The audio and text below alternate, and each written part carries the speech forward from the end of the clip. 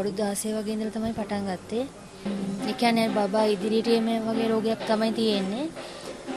දැන් ඒක සාමාන්‍යයෙන් අතර සුළු හොඳ පැවැත් තියෙනවා. හොරණ රෝහල වගේ තමයි. ඒගොල්ලෝ කිව්ව සනීප කරන්න බෑ කියලා.